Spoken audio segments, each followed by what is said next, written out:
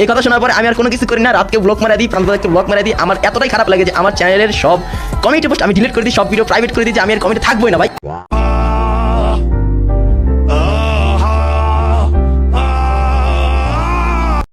Guys, আপনারা কি জানেন আমার একটা কমন ডায়লগ আছে, ডায়লগটা হয়তো আমি আপনাদের সামনে কোনোদিনও দিই নাই, বাট আজকেই ডায়লগটা দেওয়ার সুবর্ণ সুযোগ, তাই আজকেই দিব। এন্ড ডায়লগটা হলো, বাঙালি হইছে আবেগে বাঙালি। এখন এটা কেন, এটা আমি কেন বললাম, কারণটা জানতে হইলে পুরো ভিডিওটা দেখতে হবে, আর কে আসল মির্জাফর সেটা জানতে হইলেও পুরো ভিডিওটা দেখতে হবে। এখন পুরো ভিডিও না দেখা কুত্তার মতো কমেন্টে চিল্লাইলে তো কোনো লাভ হবে না।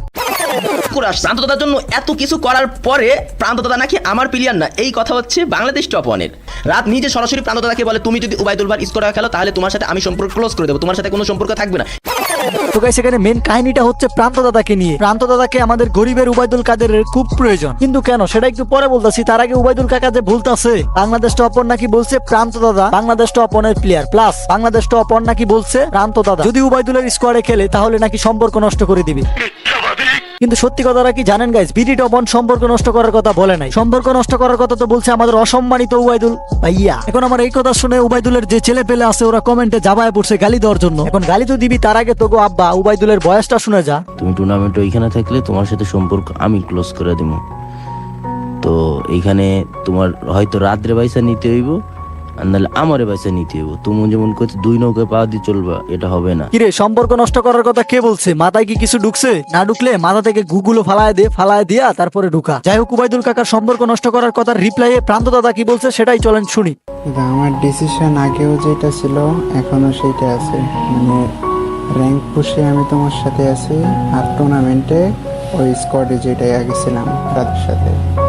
এখন এই কথাটা আমি তোমার কলেই বলতে পারতাম, কিন্তু বলি নাই, শুধুমাত্র মনে করো যে আমার মুখ থেকে বের হচ্ছে না।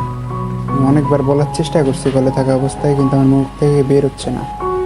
এখন আমি চাইবো যে এই ডিসিশনে তুমি আমার সাথে থাকো। তো বুঝতে পারছো সোনামণিরা, বিডি টপ ওয়ান প্রান্তদাদাকে চিনিয়ে নিয়ে আসে নাই। প্রান্তদাদা নিজের ইচ্ছায় বিডি টপ ওয়ানের স্কোয়াডে খেলতে চাচ্ছে, কিন্তু আমাদের উবাইদুল ভাই এটা কোনোভাবেই মেনে নিতে পারছে না। সে চাচ্ছে তার নতুন স্কোয়াডে প্রান্তদাদাকে খেলাতে। কিন্তু গাইস, আপনারা একটা জিনিস চিন্তা করে দেখেন, সে এতদিন ধরে বিডি টপ ওয়ানের স্কোয়াডে খেলে আসছে, কিন্তু এখন সে হুট করে কি নতুন একটা স্কোয়াডে ভালো খেলতে পারবে? আমার মতে না, কারণ টিমিং কম্বিনেশন বলতে একটা জিনিস আছে, আর এই জিনিসটা প্রান্তদাদা নিজেও বুঝতে পারছে। আর এই কারণে প্রান্তদাদা নিজের সিদ্ধান্তে নিজের ডিসিশনে বিডি টপ ওয়ানের স্কোয়াডে খেলতে চাচ্ছে, কিন্তু এটা আমাদের উবাইদুল কাকা মেনে নিতে পারছে না। সে প্রান্তদাদার ইচ্ছার বিরুদ্ধে গিয়ে তাকে বিডি টপ ওয়ান স্কোয়াড থেকে জোর করে নিয়ে আসতে চাচ্ছে আমাদের উবাইদুল কাকার নিউ স্কোয়াডে খেলাতে, কিন্তু প্রান্তদাদা উবাইদুল ভাইয়ের নিউ স্কোয়াডে খেলতে চাচ্ছে না। কারণ আমাদের উবাইদুল ভাই এত কাহিনী করতেছে, চুরের রেজাকা দিলে সেও চুর, কি চ্যাট বাঙ্গা লজিক। আমি দেখছি গাইস, দেখছি, আমি দুইজনের ভিডিও দেখছি, 2টা ঘন্টা খোয়াইছি এই ভিডিও দেখতে গিয়া, খুব ভালোভাবেই দেখছি আমাদের উবাইদুল ভাইয়া আবেগে আপ্লুত বাঙালিকে কি সুন্দরভাবে ম্যানিপুলেট করছে। বলতাছে আমি মোবাইল দিছি,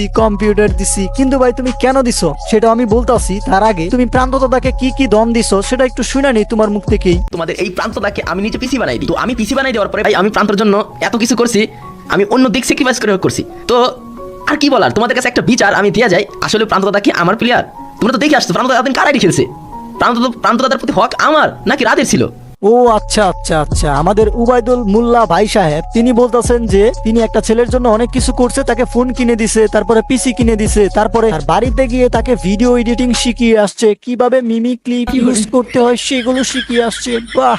আর এই জন্যই ওই ছেলের হক হচ্ছে আমাদের উবাইদুল মোল্লা ভাই সাহেবের। বাহ দুচির ভাই, বাহ চমৎকার। ওই ছেলেকে একটা ফোন কিনা দিছো, একটা পিসি বানায় দিছো, এই জন্য ওই ছেলেই তোমার হক হয়ে গেছে। কিন্তু এখানে কথা হচ্ছে, ওই ছেলে যে তোমার জন্য প্রত্যেকটা দিন 12 ঘন্টা 13 ঘন্টা তোমার আইডিতে গেম খেলে দিল, তারপরে তোমার যে এত বড় একটা চ্যানেল, ওই চ্যানেলের গেম প্লে ভিডিও গুলো তো তার। তুমি যে 2,93,000 সাবস্ক্রাইবারের একটা চ্যানেল বানাইছো, ওই চ্যানেলটাও তো তার গেম প্লের উপর নির্ভর করে। তুমি অস্বীকার যাইতে পারবা? আর তোমার ওই চ্যানেল থেকে যেই টাকা ইনকাম করো ওই টাকা দিয়েই তো প্রান্তদাদারে পিসি কিনা দিলা, ফোন কিনা দিলা, তারপরে মধ্যে টাকা টুকা দাও কিছু, মানে আলটিমেটলি তার গেম প্লে ইউজ কইরাই তুমি টাকা ইনকাম করো, তারপরে ওই টাকা থেকেই তারে পিসি কিনা দিছো, ফোন কিনা দিছো, আবার তারই কুড়া দাও, আবার বড় গলায় বলো ওই ছেলেই নাকি তোমার হক। দুইটা দন কিনা দিছো, ওইটারে বিবেচনা করে বলতাছো ওই ছেলে তোমার হক। তাহলে প্রান্তদাদার গেম প্লে ইউজ করে যে এত বড় একটা চ্যানেল বানাইছো, তাহলে ওই গেম প্লে দিয়া যদি বিবেচনা করি তাহলে ওই চ্যানেলটাই প্রান্তদাদার। দিয়া দাও ওই চ্যানেলটা ওরে। তুমি তো খুব ভালো ভাষণ দিছিলা, চ্যানেল দিয়ে দিব, ডিলিট করে দিব। বাবা রে বাবা, কি ভাষণ দেওয়ার লাগে সে ঠিক আছে, কিন্তু সে নিজেও জানে প্রান্ত ছাড়া সে কিছু না। এটা আপনারা বাংলাদেশ টপ ওয়ানের পুরো ভিডিওটা দেখলে বুঝতে পারবেন আর কি, যারা দেখছেন তারা তো বুঝতেই পারছেন। তারপরেও আমি আপনাদেরকে একটা জিনিস দেখাই যেটা আসলে দেখানো দরকার আমি মনে করি আর কি। এই যে এখানে দুইটা স্ক্রিনশট আছে, একটা স্ক্রিনশটে একদম স্পষ্ট দেখতে পারতেছেন যে বাংলাদেশ টপ ওয়ানের পেজ স্ট্যাক মারা হয়েছে, দ্বিতীয় স্ক্রিনশটটাতে খুব স্পষ্ট দেখতে পারতেছেন যে বাংলাদেশ টপ ওয়ানের ফেস রিভিল করে দেওয়ার হুমকি দেওয়া হয়েছে, আরো অনেক কথা বলা হয়েছে যে খারাপ রূপ দেখাবে এন তেন। আপনি নিজে একটু কষ্ট করে পড়া নেন উবাইদুল ভাইয়ের মানে উবাইদুল কাকার যে রূপটা, এটা একটু আপনি নিজেই দেখে নেন। সে তার ভিডিওতে কি বললো, তাদেরকে নাকি ভাই বলে সম্বোধন করে, আবার তাদেরকে হুমকি দেয়। মানে বলতেই হয় উবাইদুল ভাই তুমি অভিনয় সেরা রে।